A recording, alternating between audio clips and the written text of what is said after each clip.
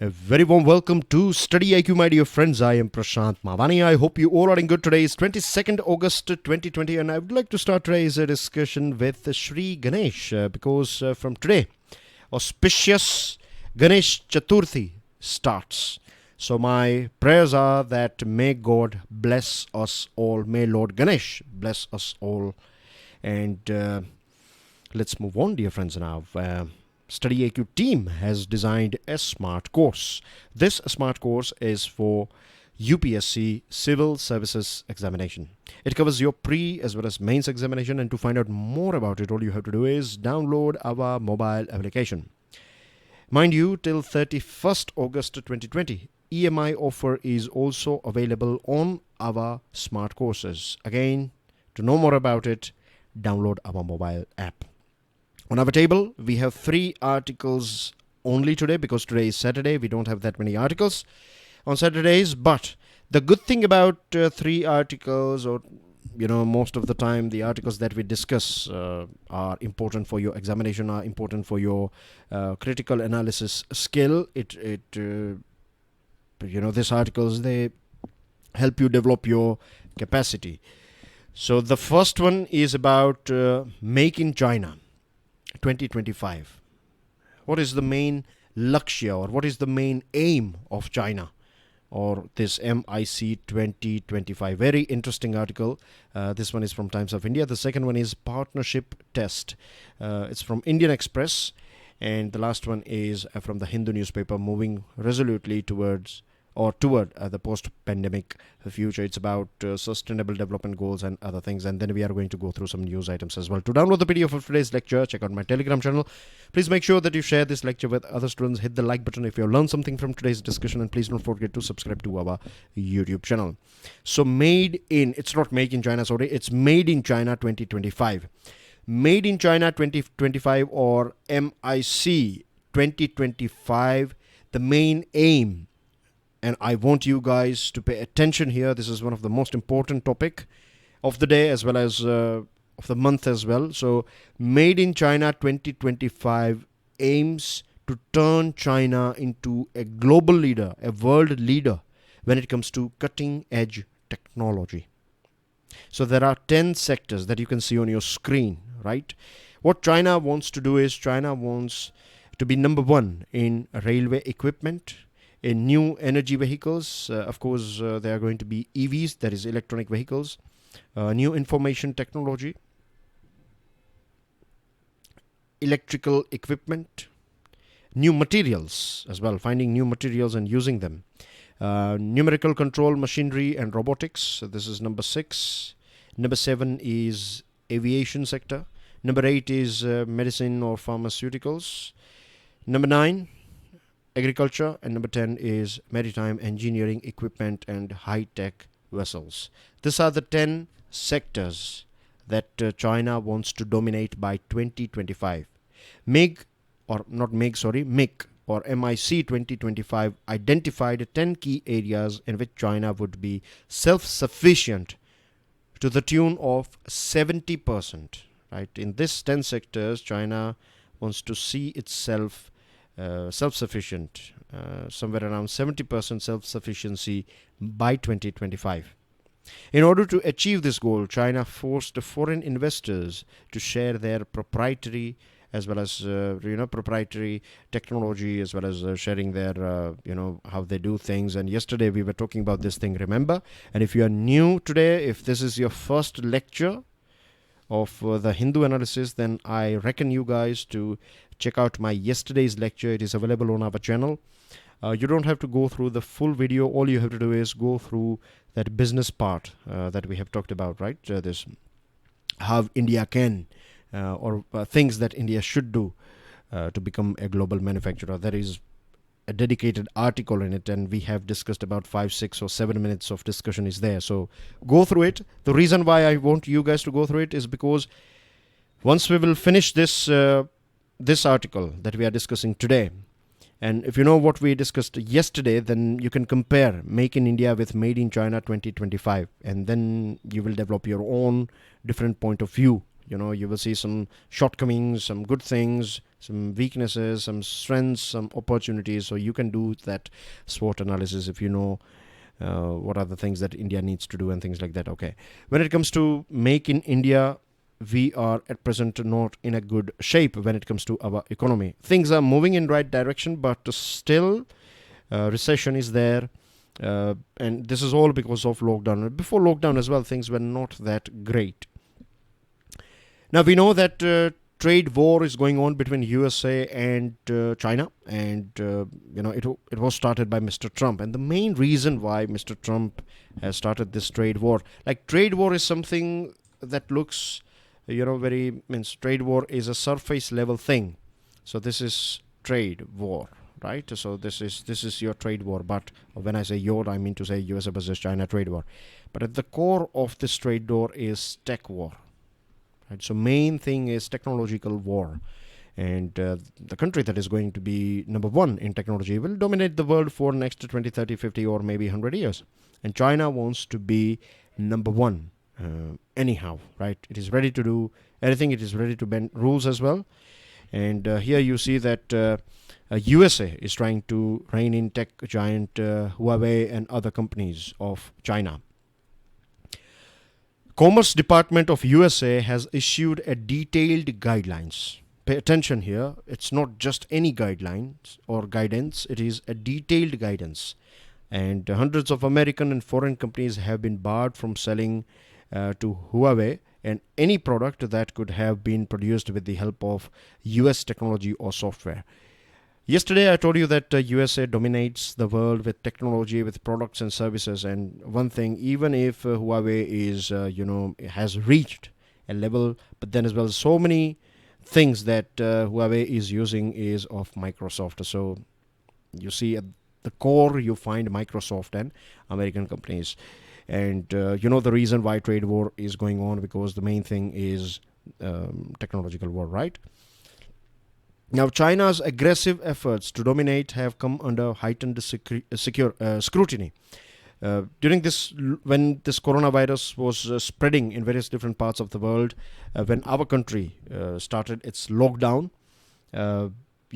I'm sure you'd be aware about this thing that we sell so many items to so many countries of Africa and South America and other nations. Like I'm talking about cars and I'm talking about tractors and other things, machineries and other things. So when our country was under lockdown, China came out of lockdown because, it all started in China. Again, not going too much into details, but when our country was in lockdown, when we were not able to sell our items to African nations or our clients abroad, at that point of time, China won so many contracts of providing motorcycles and tractors and other things. So what China has done here is, a very opportunistic thing, that when other countries are suffering from COVID-19, they have started selling items to various different countries. And because these countries were not having anything, they were desperate to get those tractors and other machineries. And China filled that gap very cunningly. Dozens of cases of technology theft in the West have been identified, with agents of economic espionage caught and expelled. In February 2020, this was a big case, international news, that a Harvard professor was apprehended. He was supplying this tech details to China. Remember, this consulate office was shut down in USA. Chinese consulate office was shut down in USA, and it was believed that this office was collecting space-related data, and it was supplying this data to back home, that is in China. U.S. Congress and law enforcement agencies have ramped up investigations into systematic Chinese efforts to steal cutting-edge tech that would form the core of MIC 2025. So this is the thing here, that China wants to achieve this MIC 2025 by any means. It is ready to do things that are not ethical to achieve its target. Recently, Australian government think tank released a report called Hunting the Phoenix, the Chinese Communist Party's global search for technology and talent. And this report says that back in 2008, China launched this 1,000 talents plan. So if you are a Chinese guy or a Chinese girl working in any part of the world, then you will be provided with all the facilities, money and luxury and everything, good career. So they will, means Chinese government started this 1,000 talents plan. So they were basically bringing all these Chinese scientists back to China and do the research work and add to the technology of, technological goals of China. It has since been expanded to include other nationals as well. It doesn't matter if you are non-Chinese, if you are, let's say, an Indian, or if you are an American working in any part of the world, then you can also benefit out of this thing. So they started this whole big game of brain gain, attracting that talented, or you can say well-trained mind to come back to China, and you do things here in China, so eventually it will add to the technological prowess of China. According to the report, a network of 600 talent recruitment stations operate worldwide in various different parts of the world. In 2013, Chinese President Xi Jinping openly hinted that if you stay abroad, we will support you serving the country through various means. If you are, let's say, means what he is trying to tell here, that if you are working in, let's say, any organization that is working in critical technology or in a very important technology sector, if you are working there, and if you are a Chinese or any other person, then if you share information, then government of China is always there for you, it will support you. So it's like creating sleeper cells in different parts of the world, and that's what they did here as well. In 2016, Huawei's largest global service center was inaugurated in Bengaluru.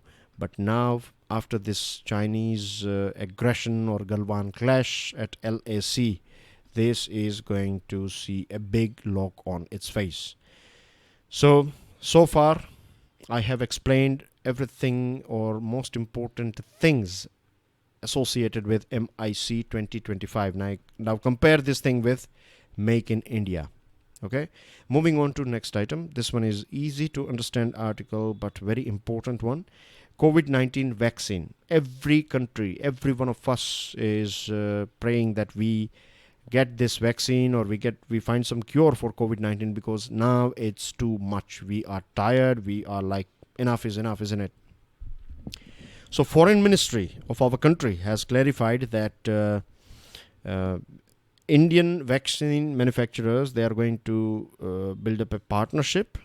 See, the thing is, India is known as pharmaceutical hub of the world. So any country, let's say a few days ago we were talking about Russia, isn't it? That Russia has claimed that it has produced this Sputnik 5 COVID-19 vaccine.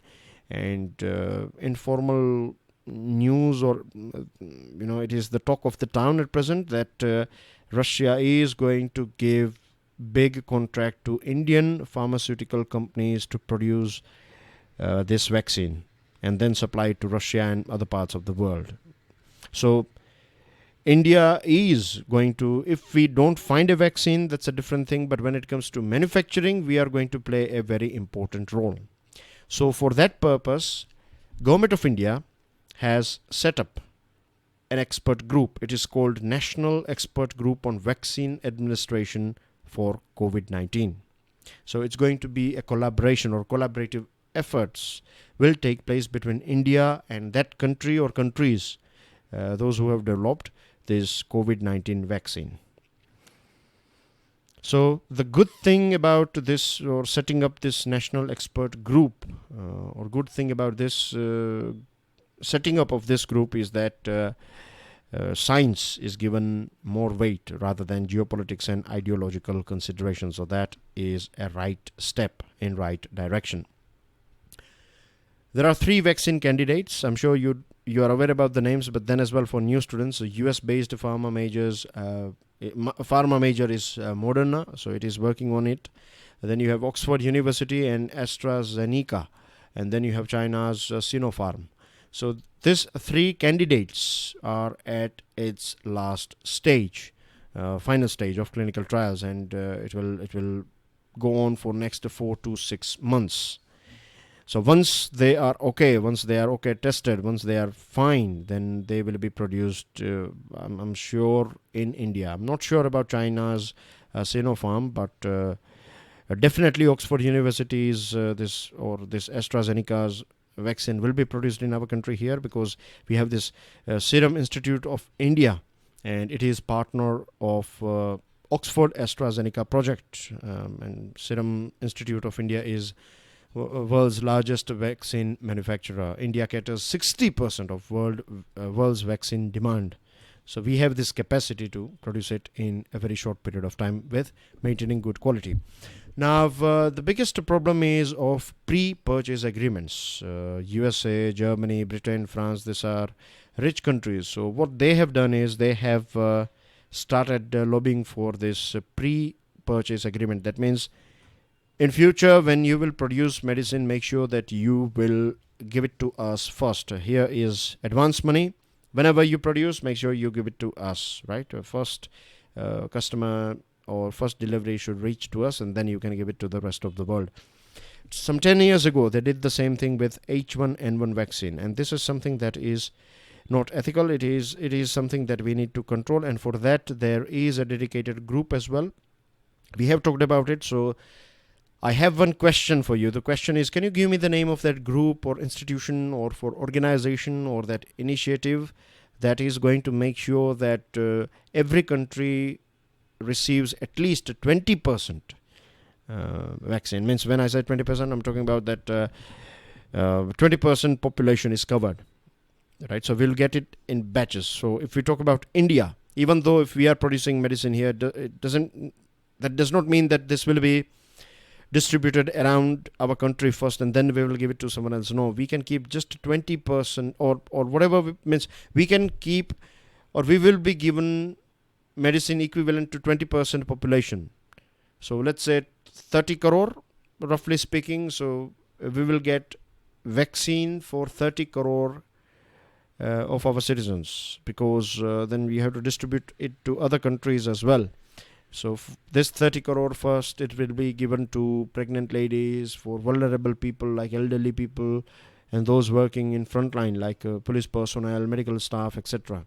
And then later on, when the second batch is produced, when everyone gets an equal amount, then more medicines or more production will be done, and then then the rest of the population will be covered. Then we will find it very easily on our medical stores shelf. So the question I have already asked you, right? So you need to stick your answer in the comment section. And that's basically everything about this particular topic. Now let's move on to next one. This is going to be easy for you guys to understand, because we have talked about this thing. Remember, sustainable development goals. There are 17. First of all, let me take you through it. No poverty, zero hunger. Number 3 is a good health and well-being, quality education, gender equality, clean water and sanitation, affordable and clean energy, decent work and economic growth, industry, innovation and infrastructure, reduced inequalities, sustainable cities and communities, responsible consumption and production, climate action, life below water, life on land, peace, justice and strong institutions, partnership for the goals. These are 17 sustainable development goals. They are decided by the world under this umbrella of United Nations, and the target is that by 2030 the whole world will achieve these 17 SDGs, right? That's what we are aspiring for. Now, this lockdown has disturbed our plans for SDGs. It has affected us economically. So many of us have lost our jobs. So many of them have lost their businesses. Restaurants are in a very bad shape, and non-essential travel, tourism, etc. is over as well. So we find all these things, right? And it has not just disturbed our economical life, it has also disturbed humanitarian, from humanitarian point of view as well as from environmental point of view as well. When it comes to humanitarian point of view, so many people are not able to get access to clean water, and food production in many places. I'm talking about the world, right? There are so many countries in the world. They are totally dependent on imports when it comes to food because they don't have that geographical advantage to produce things in their country. So many island nations and so many other countries. So they import basically everything. So not getting deliveries on time was a big issue, and still they are going through it. And when it comes to environment, so many of projects are at present in a chokehold state because of this COVID-19 lockdowns, and so many businesses involved in this, they have declared bankruptcy, and they are still not working at their maximum capacity. Things that we learned from this whole episode of COVID-19. The first thing is that the COVID-19 response mechanisms provide an exemplary account of the role of cooperative and collective action between national and subnational governments for containing the spread of epidemic. One thing that we know is that we have to work as a team. Federal structure should work at its max to achieve or to achieve anything. So this is point number one. Number two, showcases how proactive structural change can enhance resilience of a system to effectively respond to COVID-19. If we have all things in line, if we have good health infrastructure, if we work proactively, then we can mitigate the impact of this sort of crisis in future. The pandemic shows that society can adjust fast in face of a crisis. Whenever we face some sort of crisis, then society is ready to display this flexibility. Now, dear friends, from environment point of view, this COVID-19 episode has disturbed COP meeting. COP26 was going to take place in 2020, but now it is postponed to 2021. The impacts of climate change will continue to rattle different parts of the country. Climate change is something that is going on, and we are witnessing heavy rainfall in Bihar and Assam. Some parts are facing drought, and because of this climate change, heat waves, and so many things are taking place. So many species are extinct already, and they are waning or fading away gradually. The aforementioned learnings likewise reinforce the need to adopt a bottom-up approach. What we need is, when it comes to climate change, we need to learn from how we handled COVID-19 episode. So work as a team, everyone together. And for that, we have to achieve this sustainable development goals. At state level, we have this SAPCC, the State Action Plan on Climate Change. And it works under the Ministry of Environment, Forest and Climate Change, of course. So this SAPCC, if you go through SAPCC goals, then you will find that they are in line with SDGs. So if we achieve this SAPCC, and for that what we have to do is we have to work with this bottom-up approach.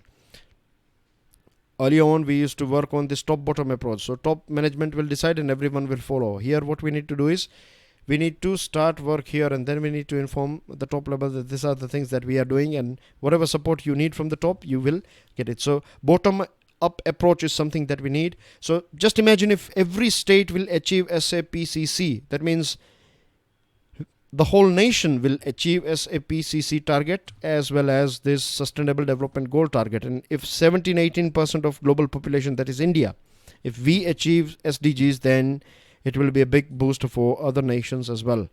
So this is something that we need. And recently, Prime Minister Modi has also said this thing when he was addressing the nation during this India Global Week 2020. He reiterated the need for reviving an India which is sustainable. This is a sort of GK information. I want you guys to remember this thing, that the National Indicator Framework, that is NIF, is prepared by Ministry of Statistics and Program Implementation, that is MOSPI. And this NIF is the backbone of SDG rankings and elucidates how the climate change agenda can be upscaled. So remember this fact regarding NIF. Few news items, dear friends. India conducts a record 10 lakh COVID-19 tests in a single day. Haryana decides to close all shops and offices every weekend. Election Commission issues guidelines to conduct elections amid COVID-19. And Rajiv Kumar appointed new election commissioner following resignation of Ashok Lavasa. CBI requests aims New Delhi to revive Death case of actor Sushant Singh Rajput. Ganesh Chaturthi begins from today. Elaborate arrangement made for conducting NEET and JEE exams. Ramvilas Paswan urges consumers to file complaints if any information missing on product, and full benefit of agri infrastructure fund must reach to all farmer, has been said by Rural Development Minister. Can you give me the name of the person who is our Rural Development Minister? Stick your answer in the comment section. And tender for manufacturing 44 semi-high speed Vande Bharat trains have been cancelled. PM Modi writes a letter to Suresh Raina, appreciates his contribution to Indian cricket. And last one is that MEA in partnership with Foreign Ministry of Thailand organize 6th round table of AINTT. And that's everything from my side. Enjoy your weekend. I'll see you on Monday. God bless you all. Jai Hind.